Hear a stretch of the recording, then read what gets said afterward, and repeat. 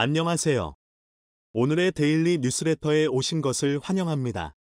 1. 세계로 뻗어가는 대한민국의 성장. 2. 한국은 세계 표준 시스템을 보유하고 있습니다. 3. 한국 때문에 미국이 뒤집어졌다. 한번 진실을 알아봅시다. 한국은 우수한 기반 시설로 유명합니다. 전국을 가로지르는 고속도로 네트워크는 대도시를 빠르고 편리하게 연결해 주어 교통이 원활합니다. 또한 현대적이고 편리한 철도 시스템은 지하철과 고속열차를 포함하여 시민들에게 편리하고 안전한 이동을 보장합니다. 한국의 통신 시스템도 세계 최고 수준 중 하나입니다.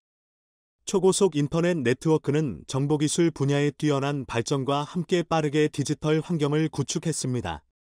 고급 기술 센터와 첨단 기술 산업지구들은 현대적이고 창의적인 산업의 성장을 촉진했습니다. 뿐만 아니라 한국의 의료 및 교육시설도 놀라울 만큼 탁월합니다. 현대적인 의료시설과 고도로 전문화된 인력을 갖춘 병원 및 학교들이 있습니다. 이러한 우수한 기반시설 덕분에 한국은 세계 최고의 선진국 중 하나로 발전하였습니다. 우리 한국인들은 생활 수준이 높습니다. 보는 눈이 높습니다. 새로운 것에 대한 욕구가 갈망이 상당히 강합니다. 그렇기 때문에 유행을 따지고 몇 년 지난 시스템은 싫어합니다. 뭐든지 새로운 것이 있어야 합니다. 한국 국민들은 그렇게 요구들을 하고 나름대로 검증을 통해 평가하고 사용합니다. 그런 요구 때문에 디자이너나 제작자들은 새로운 것과 우수한 품질의 물건을 만들기 위해 항상 노력해야 합니다. 오늘 괜찮아도 경쟁에서 뒤지면 내일이라도 문을 닫아야 하는 게 한국의 현실입니다. 부모들은 굶어도 학교는 보내면서 공부시켰습니다. 수많은 과외 학원이 형성되어 있는 나라는 전 세계에서 한국이 유일합니다. 학원 앞에서 학생들을 실어 나르기 위해 정차되어 있는 수많은 관광버스들을 보고 한국에 처음 온 원어민 강사가 물었습니다. 한국에는 저녁 때에도 관광객들이 저렇게 많이 움직이냐고 말입니다.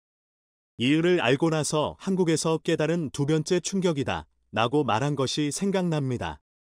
그렇게 지식으로 무장하고 경쟁이 강한 사회가 한국입니다.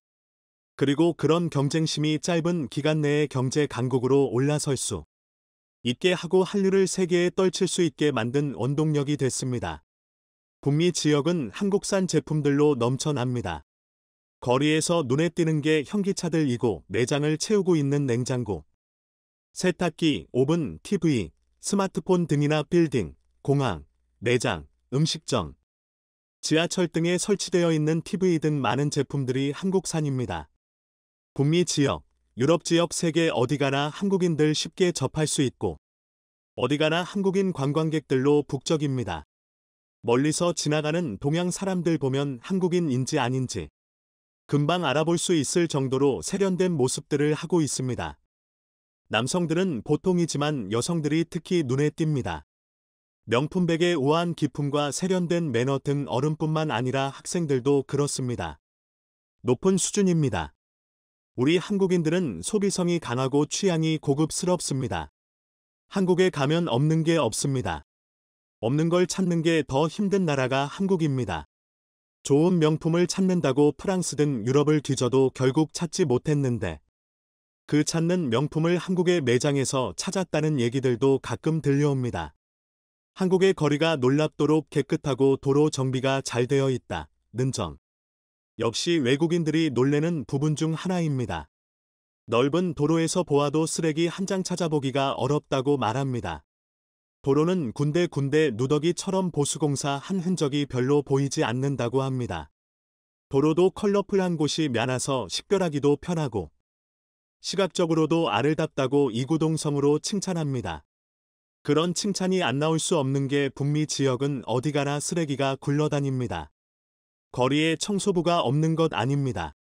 상당히 편리하게 쓰레기 수거용으로 특별 제작된 1인용 차 타고 다니면서 청소기로 흡수만 하면 됩니다. 내려서 휴지만 줍는 역할도 아닌 편리한 시스템이지만 제대로 치우지 않고 대충 하고 그냥 지나갑니다. 캐나다 미화원은 안 그런데 어째 한국 미화원은 깨끗하게 청소할 수 있겠습니까? 성향이라고 말하는 것보다 시스템이 구축되어 있어서 그게 가능할 것입니다. 오랜 동안의 기간을 거쳐 잘못된 점은 수정하고 좋은 점은 개선해서 지금의 미화가 가능해진 것입니다. 캐나다 미화원에게 한국 시스템을 가르쳐 당신도 그렇게 해라고 해도 그들은 이해하지 않고 노라고 할 겁니다. 그렇게 깨끗하게 해야 한다는 의식이 없기 때문입니다.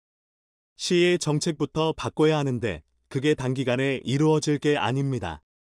미화원의 수를 늘리려 최소 예산 받으려면 1년 후 얘기인데 정책을 설명하고 입안하는 과정에서 아마 몇 년은 걸릴 겁니다. 서울의 지하철은 거미줄처럼 얽혀 있습니다. 예를 들어 어떤 나라가 한국 시스템을 모방한다고 해서 몇 년 내에 비슷한 시스템을 구축할 수는 없습니다. 최소 수십 년 동안 구축해야 하는데 무조건 구축할 수 있는 게 아니라 그에 맞는 환경이 조성돼야기는 합니다. 우선 사용 인구가 갖춰져야 하고 환승할 수 있는 교통이 마련되어야 합니다. 교통을 통제하려면 기본 네트워크가 형성되어야 하는데 이는 IT 공급망이 구축되어 있어야 한다는 말입니다. 그에 맞는 여러 행정기관과 편의시설이 들어서야 하고 기간 산업을 시공할 수 있는 능력을 갖춘 건설회사들이 있어야 합니다. 건설에 필요한 자재를 공급할 수 있는 업체들과 제조회사들 등 끝도 없이 동원되고 조성돼야 가능해집니다. 그만한 지식을 갖춘 노동력이 확보돼야 합은 물론입니다.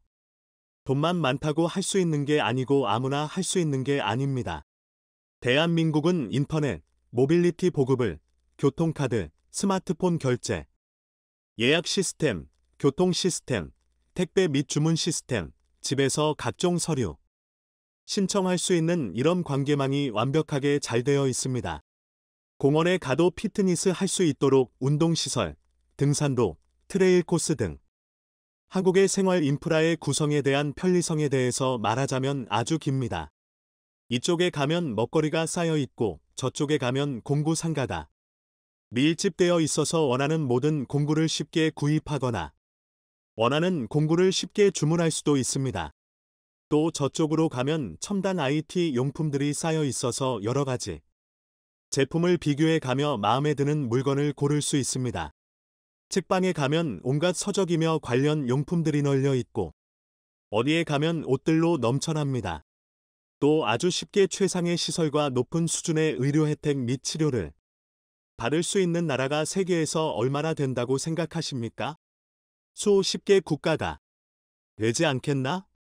적어도 20개 정도. 선진국은 다 해당되지 않을까 이렇게 생각할 수도 있습니다. 하지만 아닙니다. 어제도 말씀드렸지만 우선 병원에 무턱대고 찾아가면 진료받기도 전에 족현합니다. 가정의를 통해 예약부터 하라고 말입니다. 응급 환자가 아니면 불가능한 것이 서구 사회입니다. 한국과 같은 의료체계가 발달되어 있는 나라는 한국이 유일합니다. 이런 의료체계가 단기간에 이루어졌다고 생각하는 분들은 없을 겁니다. 이 모든 것은 하나씩 수많은 우여곡절을 겪으며 만들어졌습니다. 모국에 오랜만에 방문한 교포들도 놀라는데 하물며 외국인들은 오죽하겠습니까? 이 모든 것이 형성될 수 있고 소비가 가능하며 활용이 가능하게 만든 게 바로 인프라스트럭처입니다. 우리는 줄여서 인프라라고 합니다. 이루는 것은 바로 이 인프라와 직결됩니다. 그럼 우리가 흔히 말하는 인프라는 무엇인지 잠깐 짚어보겠습니다. 한국의 시스템에 대해 논하자면 이 인프라를 빼놓을 수가 없습니다. 사회간접자본으로 번역되는 SOC, 소셜 오버헤드 캐퍼텔는 경제학 용어이고 사회적 생산기반이란 뜻의 인프라는 시사용어입니다. 간접자본과 생산기반. 약간 생소하게 들리기도 하고 시사성이나 경제용어 같은 어려운 느낌도 들지만 자주 듣던 용어라서 거부감은 덜합니다. 자동차를 만드는 경우를 예로 들어봅니다. 우선은 공장이 있어야 하고 속에는 산업용 로봇을 포함해 각종 첨단 장비로 구성되어 있습니다. 그리고 또 기술자들이 있습니다. 이렇게 해서 자동차를 만들었다고 가정했을 때 공장에서 도시로 차를 옮겨놓자면 길이 있어야 하고 수출을 할 경우 부두가 필요하게 됩니다. 도로가 항구 같은 게 비록 사회간접 자본에 해당합니다. 차를 만들기 위한 공장이나 험단 기계는 직접 자본, 기술자를 일컬어서는 인적 자본이라고 합니다. 이처럼 SOC 또는 인프라는 경제활동의 기반을 형성하는 기초적인 시설을 말합니다. 도로, 하천, 항만, 공항, 농업 기반 등이 대표적이고 학교, 범원, 공원, 같은 사회복지 및 생활환경시설 등을 여기에 포함시키기도 합니다. 사회간접 자본은 생산의 직접 자본과는 달리 그 혜택이 모두에게 들어갑니다. 대신 돈이 많아 들어갑니다. 그래서 인프라 조성에서 중앙정부나 지방자치단체가 나설 수밖에 없습니다. 정리하면 인프라가 잘 되어 있다는 것은 기반 시설을 중심으로 국가가 발전하고 국가 발전에 의해 국민들의 생활이 편해진다고 생각하시면 됩니다. 결국 인프라의 최종 종착지는 생활의 편리성으로 좁혀지게 됩니다. 프랑스, 이탈리아 등 유럽 국가들은 인정하기 싫지만 한국에 방역을 따라 하고 싶어도 능력이 안 된다고 고백했습니다. 인프라 구성이 안 되어 있기 때문이고 설사 구성이 되어 있다고 해도 그런 당장 인프라 시스템을 기반으로 원하는 프로그램을 하려면 몇 개월이 걸릴지 몇 년이 걸릴지 모른다고 합니다. 물론 시민의식이 따라줘야 하는데 그건 장담하지 못할 겁니다. 이런 사회성과 생활성 기반 시설들 때문에 한국 사회는 더욱 빨리 변화하고 발전할 수 있으며 이는 세계인이 부러워하는 생활로 연결되게 됩니다. 편안하게 지하철 타고 영화 보고 맛집 찾아다니며 음식 먹고 게임하고 공부하며 관광하고 모두 인프라의 구성 때문으로 이를 뒷받침할 수 있고 활용할 수 있는 생활 수준과 접목되어 있는 게 한국입니다. 우리는 세계에서 우뚝 솟을 수 있는 저력을 지닌 한국인입니다. 우리가 어디 돈이 없습니까? 기술이 없습니까? 인재가 없습니까? 이제는 돈도 있고 기술도 있고 인재도 넘칠 만큼 많습니다. 오늘은 인프라 구성에 대해 말씀드렸습니다. 유태인들이 세계에서 가장 결계해야 할 민족으로 한국인을 꼽고 있다는 사실을 알고 있는 한국인들은 별로 많지 않습니다. 유태인이 맥을 못 추는 유일한 나라가 한국이라고 합니다. 그렇게 똑똑한 민족인데 왜 과학 분야에서는 노벨상 하나 없느냐? 이런 얘기가 나올 수 있습니다. 한국에는 편리하고 현대적인 시스템으로 세계 최고라고 극찬받고 있는 시스템이 있습니다. 일본 도쿄에 가보신 분들은 도쿄의 지하철역이 얼마나 복잡한지 그리고 환승하기가 얼마나 힘든지 경험해 보셨을 겁니다. 하지만 한국 지하철은 노선에 상관없이 모든 지하철과 버스로 환승 가능한 교통카드 시스템을 갖추고 있고 언제 어디서든 사용 가능한 빠른 속도의 와이파이가 무료로 제공됩니다. 뿐만 아니라 도착 열차의 운행 정보와 도착 시간을 실시간 확인할 수 있고 교통카드 발매기 등에 지원되는 다국어 안내 시스템은 해외 이용객들의 지하철 이용을 편리하게 도와줍니다. 한국에서 와서 지하철을 접한 외국인들은 가장 먼저 편리한데 깨끗해서 2번 놀란다고 합니다. 우리가 당연시하게 여겼던 시스템 하나하나가 사실은 외국인들이 부러워하는 한국만의 기술이었던 것입니다.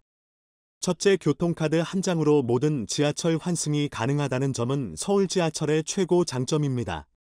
이 시스템은 수많은 국가들의 벤치마킹 대상이 되기도 했는데요. 실제로 한국은 많은 도시에서 이 교통카드 시스템을 수출하고 있습니다. 특히 지하철과 버스의 무료 환승이 가능한 시스템은 세계 어느 도시에서도 찾아보기 힘든 것으로 서울 지하철 교동 시스템이 갖고 있는 최고의 장점으로 꼽힙니다. 바로 이 점 때문에 세계 최대 규모 여행 정보 사이트 트립 어드바이저는 지난해 전 세계 국가에서 관광객이 해야 할 단 한 가지를 소개하며 한국에 가면 서울 지하철을 꼭 타야 한다고 했습니다. 둘째, 4G 기반 와이파이 서비스입니다. 영국 BBC는 세계 지하철과 비교해 서울의 4세대 기반 와이파이 서비스를 세계 최고 시스템이라 극찬했습니다.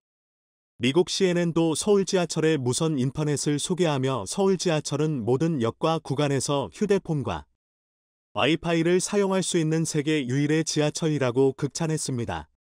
그리고 세 번째, 우리에게는 그저 너무 당연해서 평범해 보였던 실시간 열차 도착 알림 서비스와 행선지 안내 게시기 역시 외국인들이 신기해하는 우리만의 IT 서비스입니다. 네 번째, 승강장부터 출구까지 원스톱 엘리베이터 역시 부러움의 대상입니다. 심지어 서울 지하철 전체 역 중 88%가 엘리베이터만을 이용해 승강장에서부터 출구까지 이동 가능합니다. 런던 지하철의 3배가 넘는 엘리베이터 시스템으로 승객들의 편리함을 돕고 있기 때문입니다. 이렇게 외국인들이 와서 보고 놀라는 서울 지하철 교통 시스템은 이제 해외에 수출되고 있습니다. 2020년 서울교통공사는 호주 최대 도시 시드니에 서울 지하철의 기술력을 수출했습니다. 시드니의 핵심 도시철도 노선인 서부선, 서부공항 라인의 운영 사업을 수주해 지하철 노선 설계부터 시공, 운영, 유지관리까지 전반적인 사항을 종합 컨설팅했는데요. 서울교통공사는 이미 2017년 미얀마를 시작으로 방글라데시, 몽골, 인도네시아, 인도 등의 철도 사업에 진출해왔습니다. 시드니 메트로 서부선은 호주 최대 대중교통 계획 시드니 메트로 프로젝트의 하나로 이민자 유입 등으로 폭발적으로 증가하고 있는 인구와 이로 인한 시드니 광역도시권의 교통난을 해결하기 위해 건설되는 도시철도 노선입니다. 무엇보다 외국인들이 서울 지하철을 타보고 놀라는 점 중 대표적인 것은 결제, 환승 시스템이 아주 쉽게 되어 있다는 점인데요. 이러한 기술을 가지고 있는 티머니는 일찌감치 뉴질랜드의 한국과 같은 대중교통 결제 및 환승 서비스를 이용할 수 있는 시스템을 구축하는 프로젝트를 따냈습니다. 전 세계 관광객이 입을 모아 칭찬하는 서울의 대중교통 시스템을 해외로 전파하게 된 것입니다. 티머니는 뉴질랜드뿐만 아니라 태국, 몽골, 콜롬비아 등 세계 곳곳의 교통카드 시스템을 수출하며 사업 영토를 확장하고 있는데요. 특히 뉴질랜드 웰링턴 지역의 전체 철도 노선에 자동 요금 징수 시스템을 도입해 2008년 뉴질랜드 웰링턴 버스 노선 이어 철도로까지 자동 요금 징수 시스템을 확대했습니다. 뉴질랜드 웰링턴 5개 철도 전 노선의 교통요금 정산을 티머니가 다 담당하게 된 것입니다. 티머니는 뉴질랜드를 시작으로 전 세계 곳곳의 교통 정산 시스템을 수출하고 있는데요. 말레이시아 쿠알라룸푸르 버스 결제 시스템, 콜롬비아 보고타의 승하차 단말기와 유무인 충전기, 휴대용 검표기 등을 공급했는가 하면 태국 방콕에는 통합교통 카드 시스템 정산센터를 구축하기도 했습니다. 그리고 드디어 미국 중심부까지 뚫었습니다. 한국 기업이 워싱턴 지하철 자동 발권 시스템을 따낸 겁니다. 2003년 중국 광저우에서 시작된 사스가 전 세계를 공포로 몰아넣었을 당시 광저우 지하철 사업을 하던 외국계 회사 직원들은 모두 철수했습니다. 하지만 그 와중에도 현장을 지키며 자동 승차권 발매 시스템을 구축한 회사가 바로 삼성 SDS였습니다. 마그네틱 카드 대신 코인 모양의 무선통신 승차권을 도입한 세계 최초 사례로 기록되어 있는데요. 이후 삼성 SDS 출신 직원들이 독립해서 만든 중소기업 에스트래픽은 2020년 코로나19로 전 세계가 멈춰선 가운데 미국의 수도 워싱턴에서 지하철 자동 승차권 발매 시스템을 따냈습니다. 당시 에스트래픽은 미국 자동 승차권 발매 시스템 시장의 80% 이상을 잡고 있는 현지 기업과 경쟁에 이긴 것으로 한국 강소기업의 실력을 확인한 워싱턴 지하철공사 측은 이후 에스트래픽의 일감을 더 늘려주게 됩니다. 이후 에스트래픽은 기술로 미국의 심장부를 뚫은 강소기업의 대명사가 되었습니다.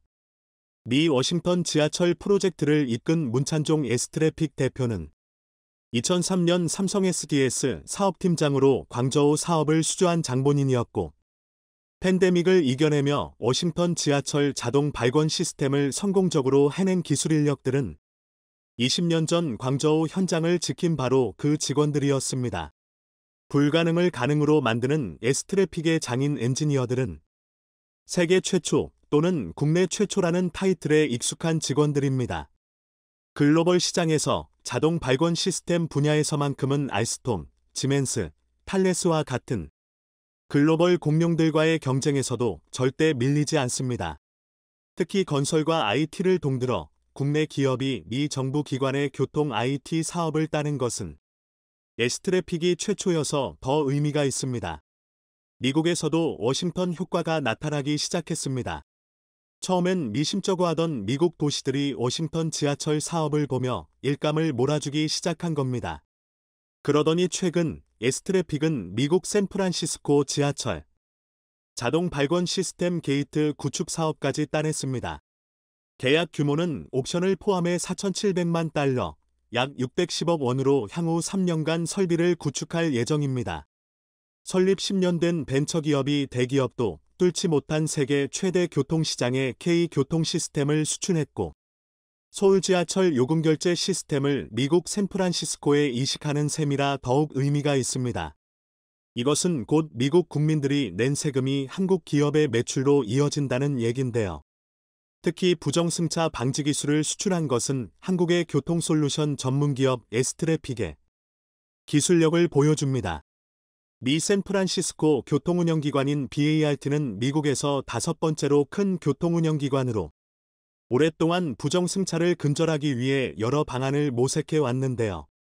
샌프란시스코 지역만 해도 부정승차로 인한 연간 누수액이 2,500만 달러, 약 320억 원에 달해 불필요한 손실을 입고 있었기 때문입니다.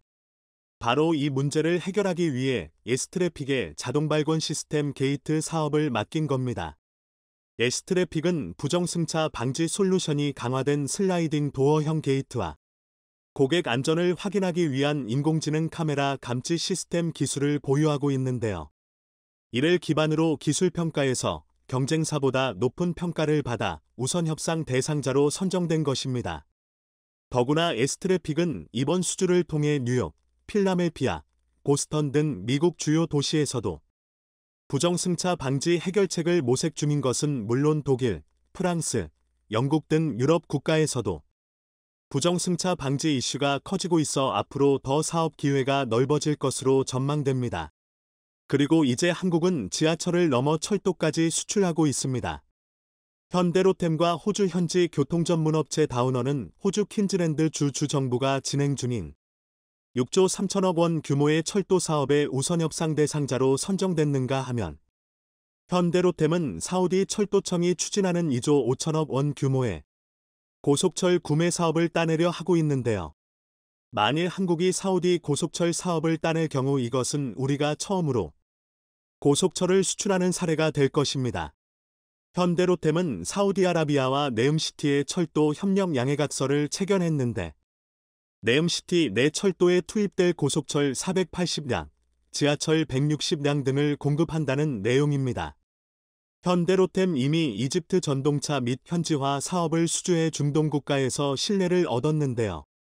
수도 카이로의 핵심 철도 노선인 2호선과 3호선에 들어갈 전동차를 2028년까지 납품할 예정입니다. 이처럼 지하철 교통 시스템을 넘어 철도와 고속철까지 K교동 시스템은 이제 아시아를 넘어 유럽과 중동, 그리고 미국의 핵심 도시로까지 수출되고 있습니다. 미국 정부가 자국의 반도체 공장을 짓는 기업들의 수조 원의 보조금을 지급하는 대가로 반도체 기업의 핵심 기밀인 수율, 수솔, 생산품 중 정산품 비율과 생산량, 핵심 소재, 공장 가동률 등을 제출하라는 황당한 요구를 했습니다. 미국은 지난달 반도체 보조금 신청 기준을 밝힐 때부터 현금 흐름, 내부 수익률, 수익성 지표, 예상 수익을 포함한 재무 계획서를 요구했는데요.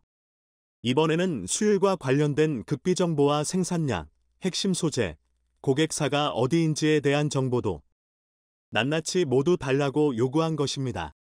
당시 독소 조항이란 지적이 미국 안팎에서 쏟아져 나왔는데 이에 아랑곳하지 않고 더욱 깐깐한 기준을 내놓은 것입니다. 충격적이죠. 미 상무부는 27일 현지 시각 반도체 기업 보조금 신청 절차를 안내하면서 이 같은 민감 정보를 엑셀 파일 형태로 제출하라고 밝혔습니다. 사실상 반도체 생산과 공장 운영은 물론 회사 경영 전략에 대한 데이터를 모두 내놓으라는 것과 마찬가지입니다. 그러면서 기업이 협조하지 않을 경우에 대비한 수단이 있다. 거기까지 가지 않기를 바라지만 그래야 한다면 그럴 것이라며 사실상 협박을 하고 있습니다. 삼성전자나 대만 TSMC와 같은 파운드리는 고객사가 어디인지를 대외적으로 언급한 적이 없습니다. 삼성전자의 경우 테슬라의 자율주행 칩과 LED 헤드램프 등을 생산한다고 알려졌지만 이에 대해 공식적으로 인정하진 않고 있습니다. 고객사들이 이를 원치 않기 때문입니다.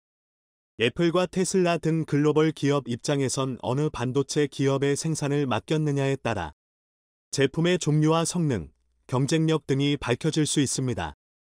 애플의 부품을 납품하는 국내 기업이 내부 보고서에 애플을 미주양 기업이라고만 언급하는 것도 이 같은 고객사를 의식해서입니다. 파운드리 입장에선 생산 캐파, 즉 생산 능력이 어디까지인지를 극비에 붙이고 있습니다. 반도체 생산량을 가늠할 수 있는 수율이 대표적입니다. 수율은 웨이퍼 한 장에 설계된 최대 칩, IC의 개수 대비 실제 생산된 정상 칩의 개수를 백분율로 나타낸 수치입니다. 수율이 높을수록 생산성이 높다는 것을 뜻합니다. 수율이 높으면 재료의 사용량이 줄어들어 제조원가를 아낄 수 있습니다. 업계 관계자는 수율을 밝히는 순간 해당 반도체 기업의 기술력이 그대로 밝혀지는 것이기 때문에 고객사와의 가격 협상에서 불리한 입장에 설 수도 있다고 말했습니다. 반도체 기업의 재고와 생산 능력 등이 밝혀지면 반도체의 전반적인 가격에도 영향을 미칠 수 있습니다. 예를 들어 반도체 고정거래 가격은 반도체 기업이 해외 PC 업체 등 주요 고정거래선과의 협상을 통해 장기계약 형태로 결정하는 공급 가격입니다. 만일 반도체 기업이 처리해야 할 재고 수량이 많다고 알려지면 고정거래 가격은 떨어질 수밖에 없습니다. 미 상무부가 이날 요구한 정보에는 반도체의 원판인 웨이퍼, 종류별 생산량, 공장 가동률, 판매 가격, 수율 등이 포함되어 있습니다. 이뿐 아니라 공장 운영자, 생산 감독자, 엔지니어, 관리자 등 전체 직원의 유형과 급여, 기업 판관비, 마케팅 비용, 연구개발 R&D 비용까지 요구했습니다. 모두 반도체 기업들이 철저한 대외비로 유지하는 내용들입니다. 여기에 미 상무부는 내부 수익률, 부채 상환 지표, 반도체를 만들 때 사용하는 질소, 산소, 수소, 황산 등 화학 소재와 기타 소모품 비용까지도 적도록 했습니다. 그것도 이 모든 극비 정보들을 바로 내일까지 전부 내놓으라고 요구했습니다. 미 정부는 이를 바탕으로 자국 보조금을 받은 반도체 기업에 초과이익을 추산해 일정 부분을 환수할 방침입니다. 상무부는 보조금 신청 기업의 재정 상태는 반도체법 프로그램 심사에 매우 중요한 부분으로 제출하는 엑셀 파일은 사업성, 재무 구조, 경제성, 위험을 평가하고 잠재적 지원금의 규모와 유형, 조건을 검토하는 데 사용된다고 설명했습니다. 그런데 사실상 반도체 패권을 한국과 대만으로부터 뺏으려는 미국의 갑질이라 판단되고 있습니다. 더 충격적인 점은 이것이 끝이 아니라는 것입니다.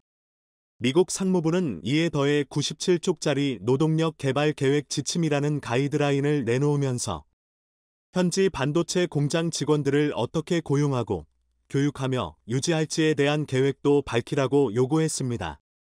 앞서 보조금을 받으려면 보육시설을 지어야 한다고 내건 조건에 더해 근로자들이 보육시설을 중저가에 이용할 수 있도록 하라는 내용도 담겼습니다.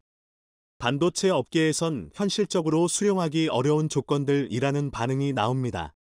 미국 정부가 수집한 삼성전자, TSMC의 핵심 기밀이 자국 반도체 산업의 성장에 활용될 수 있는 것 아니냐는 우려도 나옵니다.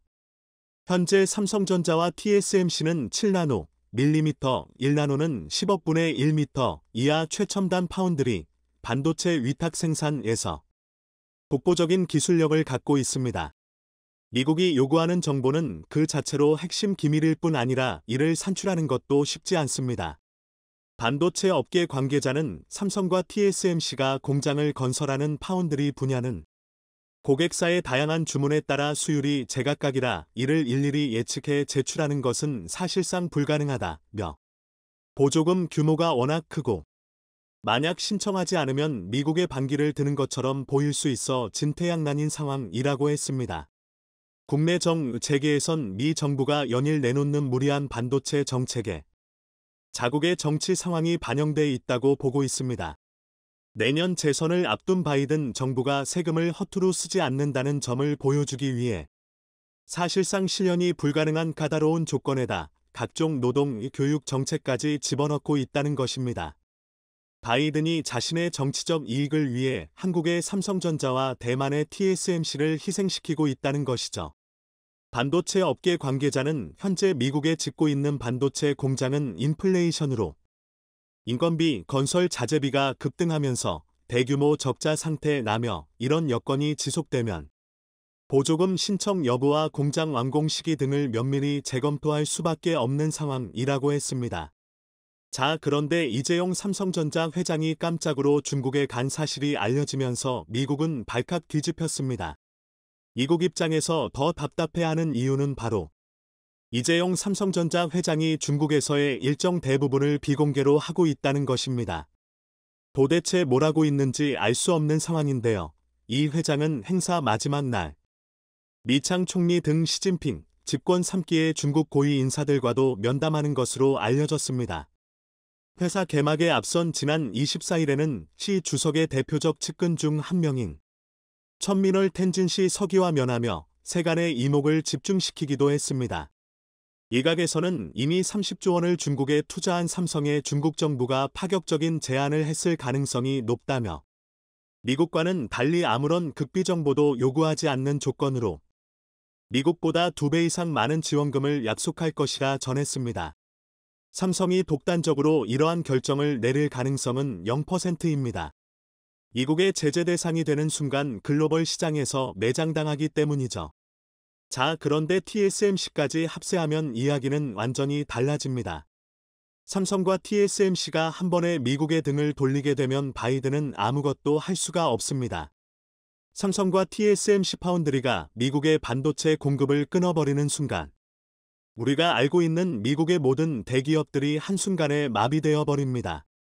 세계 위 GPU 회사 엔비디아와 세계 시가총액 1위 회사 애플, 뿐만 아니라 반도체를 필요로 하는 아마존, 알파벳, 메타 등도 모두 마비되어 버리죠. 아무것도 할 수 없습니다. 심지어 테슬라도 자동차 생산을 완전히 멈춰버려야 합니다. 인텔의 파운드리 공장이 완공되기를 기다려야 하는데 인텔의 파운드리는 삼성과 TSMC에 한참 뒤처져 있기 때문에 사실상 복구를 위해서는 수십 년이 소요될 수도 있습니다. 사실상 불가능하다는 이야기죠. 자, 그런데 놀랍게도 TSMC도 삼성의 편에 서는 분위기입니다. 최근 미국의 무리한 요구에 대해 강하게 비판하던 TSMC가 반대로 중국에는 조단위 투자를 알렸습니다. 세계 최대 파운드리 업체 대만 TSMC는 중국 난징 공장에 추가 반도체 라인을 설치하기 위해 28억 달러, 약 3조 1130억 원을 투자한다고 알렸습니다. 중국도 대만 모든 기업에 제재를 가하는 와중에도 TSMC에는 아무런 제재도 하지 않고 오히려 특혜를 퍼다주고 있습니다. 이렇게 삼성과 TSMC를 자신의 정치적 이익을 위해 회생시키려다 날벼락을 맞은 바이든. 한국에 제대로 열받은 바이든이 이제는 대놓고 일본에만 특혜를 주며 한국을 공격하기 시작했습니다. 타깃은 미국에서 너무나도 잘 나가고 있는 한국의 현대기아차. 바이든이 미국에 수십조 원을 투자하기로 한 한국의 현대기아차에는 뒤통수를 치더니 IONIQ 한국에 비해 미세먼지 수준으로 투자한 일본에는 보조금 혜택을 주겠다는 대놓고 차별을 하기 시작했습니다. 이에 바이든이 속한 미국 민주당의 핵심 의원마저 바이든을 비판하고 나섰는데요. 형평성에 어긋나도 한참 어긋난다며 이런 식으로 황당한 차별외교를 하다가는 미국이 전 세계로부터 고립될 수 있다고 경고했습니다. 시청해 주셔서 감사합니다.